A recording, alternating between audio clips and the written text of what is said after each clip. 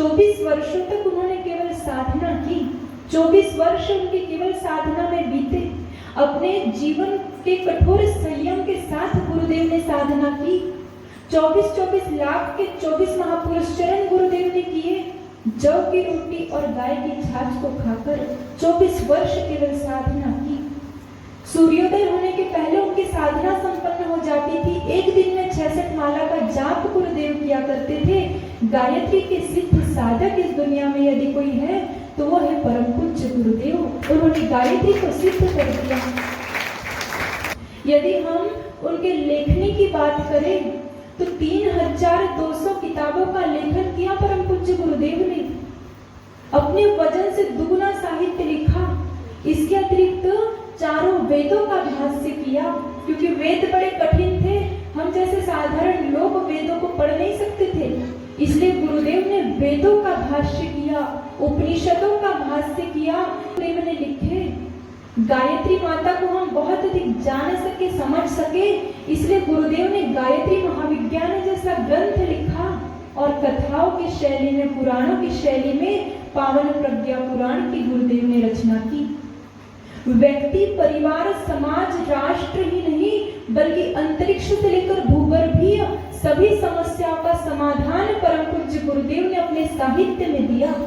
यदि कोई व्यक्ति उनके जीवन में लिखे हुए साहित्य का एक अक्षर भी यदि पढ़ ले, एक वाक्य भी पढ़ ले, तो उसका जीवन बदलता हुआ नजर आता है। इतना अनंत साहित्य गुरुदेव ने लिखा। अखंड ज्योति गुरुदेव ने लिखी। क्या कहते हैं गुरुदेव? ये जो अखंड ज्योति है ये हमारी आत्मा का दर्पण है। जो इसे पढ़ेगा और अपने जीवन में उतारेगा उसके जीवन में कभी अंधकार नहीं आ सकता। ऐसी अखंड ज्योति गुरुदेव ने लिखी।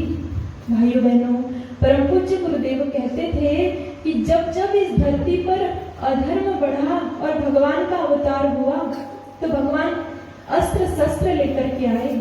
जब रावण ने बहुत अधिक आतंक मचाया, भगवान राम आए तो रावण का अंत करने के लिए शस्त्रों का उपयोग किया, और भगवान कृष्ण ने भी कंस का वध करने के लिए शस्त्रों का उपयोग किया।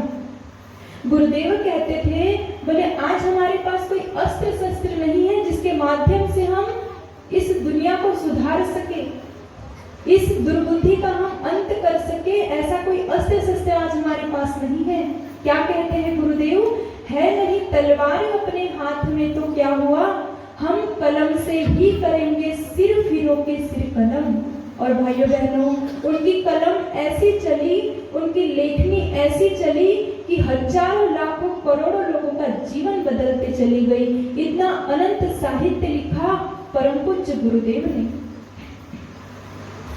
और यदि हम देखें कि उनके जीवन का 1927 से 1933 तक का जो समय था वो स्वतंत्रता में बीता। स्वतंत्रता संग्राम सेनानी थे परम पूज्य गुरुदेव। जब उन्होंने देखा कि आज हमारा देश स्वतंत्रता की लड़ाई लड़ रहा है, देश के वीर सपूत इस देश के लिए अपने प्राणों की आहुति दे रहे हैं, तो परम पूज्य गुरुदेव ने भी उसमें भाग लिया। महात्मा गांधी के कदम से कदम मिलाकर चले। कई बार गुरुदेव जेल गए और 6-6 महीने की जेल काटकर जब आए तो अंग्रेजी का ज्ञान लेकर के आए, अंग्रेजी सीख कर आए। वहां भी उन्होंने अपने समय का सदुपयोग किया। कई बार जेल गए गुरुदेव, अंग्रेजों की मार खाई। ये जो बड़े बड़े आंदोलन हुआ करते थे, नमक आंदोलन, जरार आंदोलन, उसमें गुरुदेव ने भाग लिया। और भाइयों बहनों, ये जो जरार आंदोलन जब हुआ उस समय गुरुदेव के हाथ में तिरंगा झंडा था, लेकिन हाथ में चोट लगने के कारण उस झंडे को उन्होंने अपने मुंह में पकड़ लिया। जो अंग्रेज थे वे उन्हें मारते थे, पीटते थे, लेकिन फिर भी उन्होंने उस झंडे को छोड़ा नहीं, मुंह में पकड़ करके रखा। अंग्रेजों की मार से गुरुदेव गिर गए, बेहोश हो गए, और जब उन्हें अस्पताल ले जाया गया तो डॉक्टरों ने उनके दांत से झंडे का टुकड़ा निकाला। तब उनकी सहन शक्ति और देशभक्ति को देखकर क्या नाम दिया उन्हें? आजादी के रखवाले श्री राम मत नाम पड़ा। और जब देश को स्वतंत्रता मिली तो 50 वर्ष के बाद सरकार ने अपना प्रतिनिधि शांतिकुंज भेजा और वहां पर गुरुदेव को सम्मानित किया, ताम्र पत्र देकर सम्मानित किया। और सरकार द्वारा जितनी भी पेंशन गुरुदेव को समर्पित सम्मान के साथ, बड़ी विनम्रता के साथ सारी की सारी जो पेंशन थी वो प्रधानमंत्री राहत कोष में समर्पित कर दी। इतनी अधिक देशभक्ति थी परम पूज्य गुरुदेव की, इतनी अधिक देशभक्ति थी। अपने समय का कितना सदुपयोग किया उन्होंने, अपने प्रेम के बल पर, स्नेह के बल पर, आत्मीयता के बल पर इतना विराट संगठन गायत्री परिवार बनाकर खड़ा कर दिया गुरुदेव ने, केवल प्रेम के बल पर।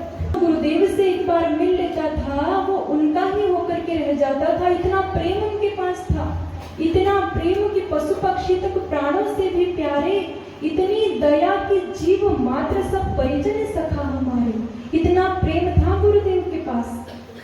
क्या कहते हैं परम पूज्य गुरुदेव? वे कहते हैं, बेटा यदि कोई तुमसे कहे कि तुम्हारे गुरु से बड़ा कोई ज्ञानी है तो तुम मान लेना, यदि कोई कहे कि तुम्हारे गुरु से बड़ा कोई तपस्वी है, सिद्ध साधक है तो तुम मान लेना, लेकिन एक बात कभी मत मानना। कौन सी?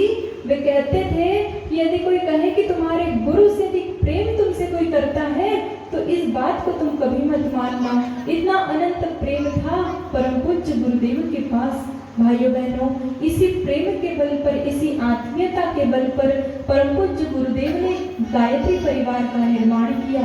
ऐसे युग ऋषि परम पूज्य गुरुदेव के जीवन की कहानी को इस भावभरे गीत के माध्यम से हम सुनने का प्रयास करें। सुनो युग ऋषि के जीवन की पुण्य कहानी, यहाँ बहती है श्रद्धा की धार सुहानी। सुनो गुरुवर श्री राम की कहानी, सुनो गुरुवर श्री राम की कहानी।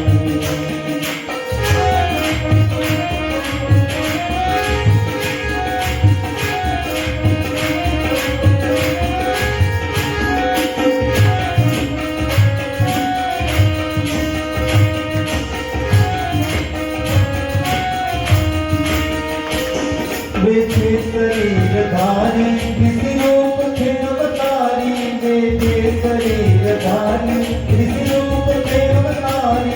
करतब किए अनोखे हर बात में से चोखे, करतब किए अनोखे हर बात में से चोखे।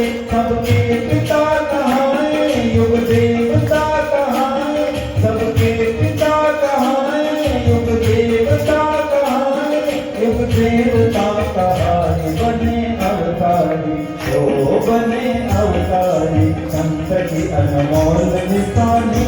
सुनो युग के अवतार की कहानी, बने अवतारी संत की अनमोल निशानी। सुनो युग के अवतार की कहानी, सुनो युग ऋषि के जीवन की पुण्य कहानी। यहाँ बहती है श्रद्धा की धार सुहानी। सुनो गुरुवर श्री राम की कहानी, सुनो गुरुवर श्री राम की कहानी।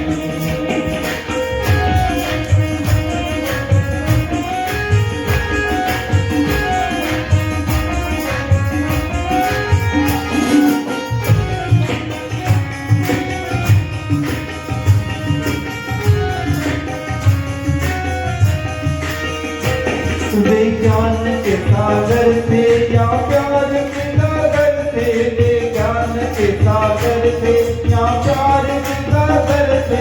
वे सत्य सनातन थे, नूतन थे पुरातन थे, वे सत्य सनातन थे, नूतन थे पुरातन थे।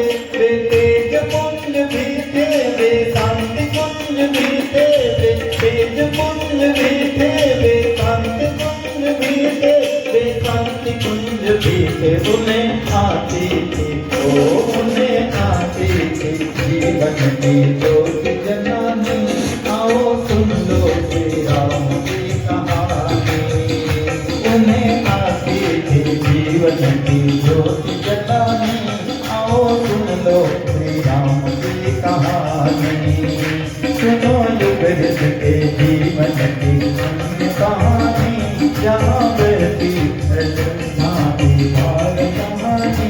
सुनो गुरुवर श्री राम की कहानी, सुनो गुरुवर श्री राम की कहानी।